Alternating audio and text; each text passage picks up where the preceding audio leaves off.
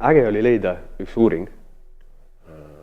Ma ei õigemini lugenud ühte artiklit, et eelmise aasta 2018 jaanuari üks lumine kolmapäeva varahommik raputas Wall Streeti päris nagu korralikult, kui maailma tippinvestor Lawrence D. Fink teatas oma meedia pöördumises, et maailma suurim investeerimise ettevõte BlackRock, mille hallata on ligi $6 triljoni suur investeerimisportfell, teatas, et edaspidi toetab BlackRock ainult neid ettevõtteid, mille eesmärk ei ole mitte kasum, vaid maailma paremaks tegemine. Ja selle nurga alt võib nagu tunnetada, et miks paanika seal Wall Streetil tekkis, sest ligi 90% suurettevõtetest selle väljaöelduse järgi ei kategoriseeru enam BlackRocki investeeringu vääriliseks.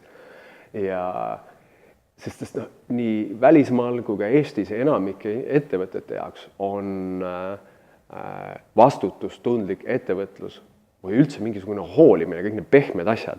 See on kõik nagu peab tegema, teeme seda turunduse jaoks või näitame, et me ka hoolime. Mitte sellepärast, me päriselt, see on nagu mingi kohustus, üks nagu asi, mis peab tehtud olema, mitte see, mis tuleb päriselt.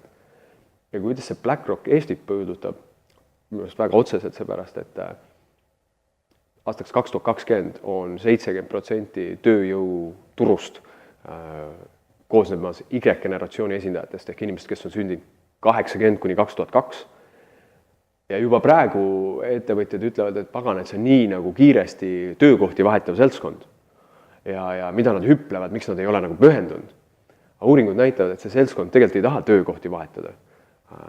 Probleem on hoopis selles, et enamik ettevõtteid ei loo piisavalt põhjuseid, et jääda. Ja üks nendest põhjustest, miks jääda selle seltskonna jaoks on see, et ma pean tundma, et mu ettevõttel on mingi suurem eesmärk kui lihtsalt kasum. Ja ainult 20% selle generatsiooni esindajatest ütleb, et on viimase nädala jooksul kedagi üldse kusagil organisatsioonis kuulnud rääkimas, et ettevõttel on mingi missioon või point või kuidagi ettevõttel loob inimestele väärtust, et räägitaksegi ainult rahast. Ja seega paat on tasakaalust väljas.